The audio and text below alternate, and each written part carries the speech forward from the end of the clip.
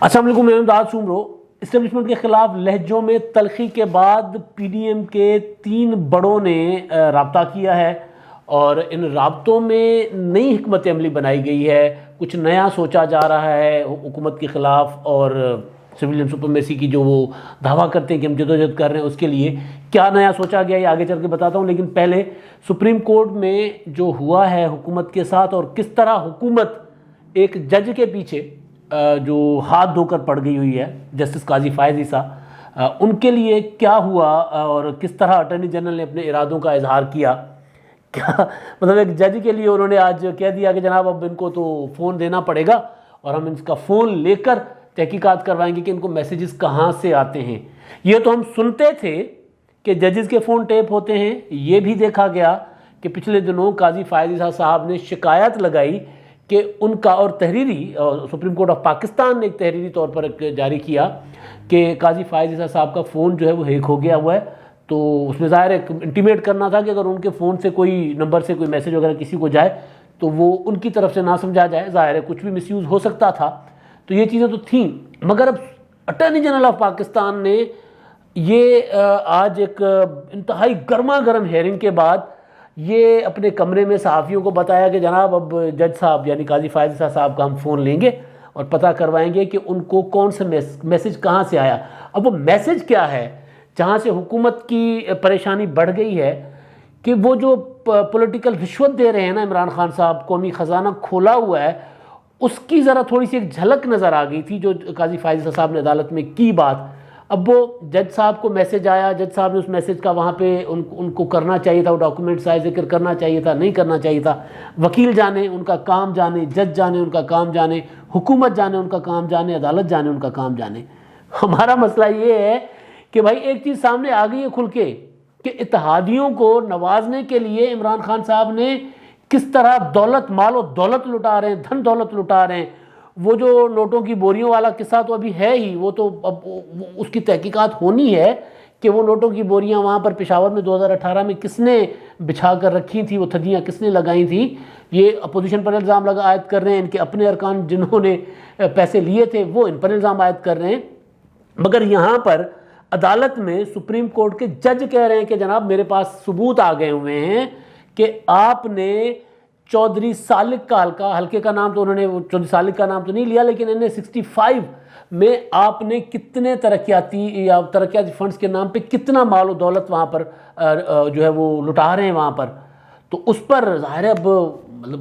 گل کھل گئی نا۔ وہ جو چھپا کے کر رہے تھے، وہ جو کمروں میں آ کر چودھری برادران کو راضی کر رہے تھے عمران خان صاحب، کیونکہ انہوں نے جیسے اپوزیشن سے رابطے شروع کیے تھے چودھری برادران نے، اور پھر وہ ڈنرز پہ بھی نہیں جاتے تھے اور وہ ٹویٹ بھی کر دیتے تھے کہ جناب ہم نہیں آپ کو ملیں گے، ہم آپ کے اتحادی ہیں، ہم آپ کے کھانے کے بھوکے نہیں ہیں، ہمیں عزت چاہیے۔ تو وہ عزت کس طرح چاہیے تھی تو وہ اب سامنے آ رہی ہے، اور عمران خان صاحب نے کیسے عزت دی وہ بھی سامنے آ رہی ہے۔ پھر وہ بذات خود چل کر گئے، ان کے دروازے پہ جو چور اور ڈاکو تھے پنجاب کے سب سے بڑے، اور سب سے زیادہ پیسہ ان کے حلقوں میں خرچ ہو رہا ہے جو پنجاب کے سب سے بڑے چور اور ڈاکو تھے۔ اب یہ چیزیں ہمارے تک پہنچتی تو تھیں، مگر ظاہر ایک ثبوت ہوتا ہے چیز کا کہ اربوں روپے، 50 ارب کی کوئی بات کرتا تھا، کوئی 100 ارب کی بات کرتا تھا، کوئی 25 ارب کی بات کرتا تھا کہ مسلم لیگ قائد اعظم نے اپنے حلقوں کے لیے وزیر اعظم صاحب سے لیے ہیں، اور وہ 3 اضلاع ہیں جن کا انہوں نے اختیار لیا تھا، 4 اضلاع، گجرات، منڈی بہاؤدین، چکوال اور بہاولپور۔ یہاں کے ٹوٹل اختیار چودھری برادران کے ہوں گے۔ یہاں پہ چپراسی بھی بدلے چینج ہوگا تو مسلم لیگ قائد اعظم چینج کرے گی، یہاں پر نالی بنے گی تو بھی مسلم لیگ قائد اعظم کے ذریعے بنے گی، سڑک بنے گی تو بھی مسلم لیگ قائد اعظم کی، بجلی کا ٹرانسفارمر لگے گا تو بھی جناب ظہور علیہ ہاؤس سے اجازت ہوگی، یا پھر وہ طارق بشیر چیمہ اجازت دیں گے، یا نت ہاؤس سے گجرات سے اجازت ہوگی، ان 4 اضلاع میں۔ یعنی یہاں پر کوئی پرندہ عمران خان صاحب نے لکھ کر دے دیا تھا، یہ رجواڑے دے دیے تھے ان کو کہ جناب یہاں پر آپ جو مرضی کریں وہ کر سکتے ہیں، آپ جو کہیں گے وہاں پر ہوگا،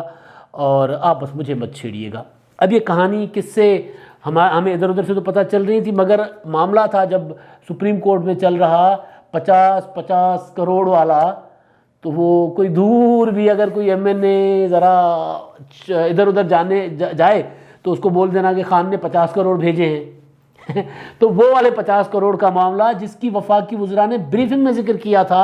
جو پارلیمانی پارٹی کا اجلاس ہوا تھا پی ٹی آئی کا، جس میں وہ راجہ ریاض نے جہانگیر ترین صاحب کو کہہ دیا تھا کہ جہانگیر ترین صاحب کو لے آئیں، آپ سے معاملہ نہیں چلنا، خان صاحب وہی چلا سکتے ہیں معاملہ، اور جس میں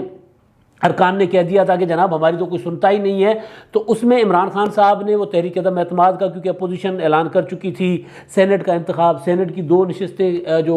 وفاق کی ہیں، ایک خواتین کی اور ایک جنرل نشست، وہ بھی ظاہر اس میں تھی نظر میں، اور ارکان نے ٹولیوں کی شکل میں ناراضگیوں کا اظہار بھی کرنا شروع کر دیا تھا، اور خان صاحب تو کبھی کسی کو دیکھ کر راضی بھی نہیں ہوتے، کوئی جب تک بلیک میل نہ ہو، جب تک کوئی جھکا نہ لے، تو جھکا لیا تھا ارکان نے۔ تو خان صاحب نے اجلاس میں اعلان کیا تھا پارلیمانی پارٹی کے کہ جناب ہم آپ کو 50-50 کروڑ روپے ہر ایم این اے کو، یعنی حکومتی ایم این اے کو، حکومتی اتحاد کے ایم این ایز، اور خاص طور پر پی ٹی آئی، ان کو 50-50 کروڑ روپے کے فنڈز دیں گے۔ اب وہ ظاہر ترقیاتی فنڈز کے نام پہ ہوتے ہیں، خبریں چھپ گئیں اخباروں میں، کوئی تردید نہیں آئی، کچھ نہیں ہوا، اور یہ معاملہ عدالت نے نوٹس لیا، سپریم کورٹ نے، قاضی فائز صاحب نے، تو اس کی ہیئرنگ ہوتی رہی۔ آج انہوں نے یہ کیا اٹارنی جنرل صاحب نے کہ تحریری طور پر وزیر اعظم کے دستخط کے ساتھ تردید دے دی کہ جناب ایسا کوئی اعلان ہم نے نہیں کیا۔ وہ یو ٹرن، ایسے کمال یو ٹرن لیا خان صاحب نے، یعنی وہ جس کی بریفنگز ہوئی، جو رپورٹ ہوئی، ہفتے سے زیادہ ہو گیا، بلکہ 28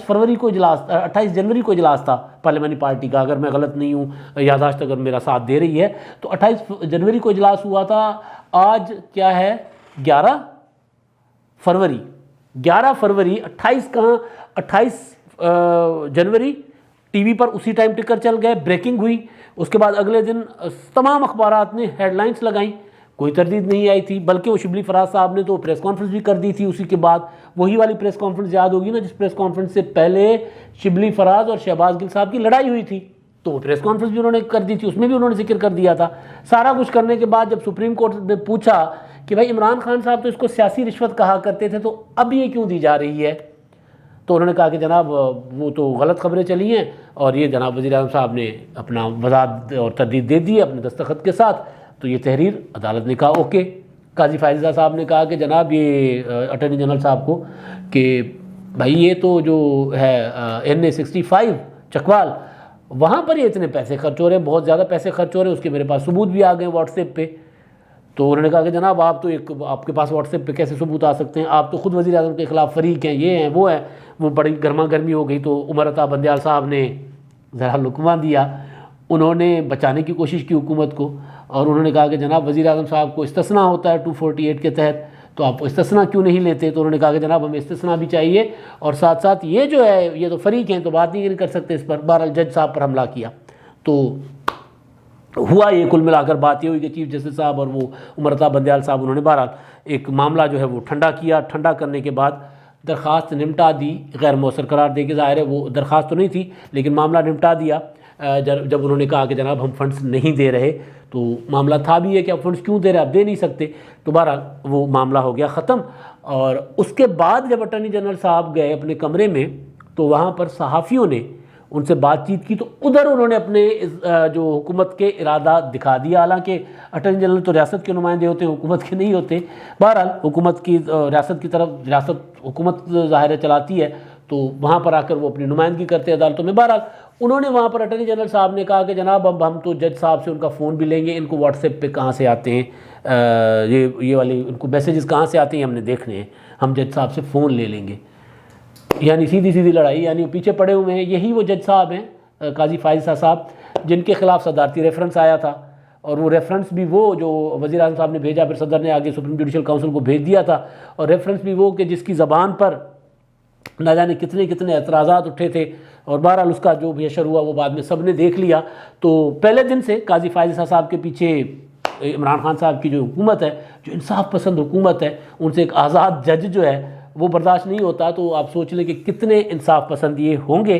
بہرحال یہ تو اب دیکھیں کیا کرتے ہیں جج صاحب کا معاملہ جو ہے وہ اس کی تحقیقات کے لیے، یعنی ان سے موبائل لے پاتے ہیں، یہ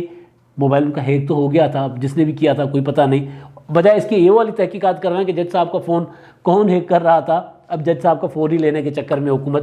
تو بہرحال آگے بھی سپریم کورٹ ہے، مطلب اتنا بھی کیا ہے کہ پاکستان اب اتنا وہ بھی نہیں ہے، کوئی جنگل کا قانون نہیں ہے کہ حکومت جو چاہے کرتی پھرے، ظاہر ہے اس کا تو آگے سے بھی کوئی جواب آئے گا، دیکھتے ہیں کیا ہوتا ہے۔ اب وہ بات پی ڈی ایم کی، آصف زرداری، نواز شریف اور مولانا فضل الرحمان صاحب میں آج پھر رابطہ ہوا ہے، اور اب تو ان کا رابطہ پہلے سے ظاہر ہے، وہ رابطے تو ان کے متواتر ہوتے تھے، لیکن اب جیسے ہی سینٹ کے انتخابات کا شیڈیول اناؤنس ہوا ہے اور اپوزیشن نے لانگ مارچ کا اعلان کیا ہے، تو ان کی مشاورت بڑھ گئی ہے، تیز ہو گئی ہے، اور وہ لب و لہجہ تیز ہونے کے بعد مشاورت اور زیادہ تیز ہو گئی ہے۔ پہلے ہوتا یہ تھا کہ جب ان کی آپس میں بات چیت ہوتی تھی تو ایک دوسرے سے گلے شکوے کر لیا کرتے تھے۔ مولانا صاحب آصف زرداری صاحب سے کرتے تھے کہ ذرا تسی بڑے ٹھنڈے پہ جاندے ہو، زرداری صاحب نواز شریف صاحب سے کہتے ہیں میاں صاحب تسی تے سیدھا ہی حملہ کر دیندے ہو، مروا دو کسی دن، اس طرح کے ایک دوسرے سے گلے شکوے ہوتے تھے۔ اب وہ گلے شکوے نہیں ہوئے، اب یہ ہوا ہے کہ جناب لانگ مارچ جو ہے وہ تو کرنا ہے، لیکن لانگ مارچ سے پہلے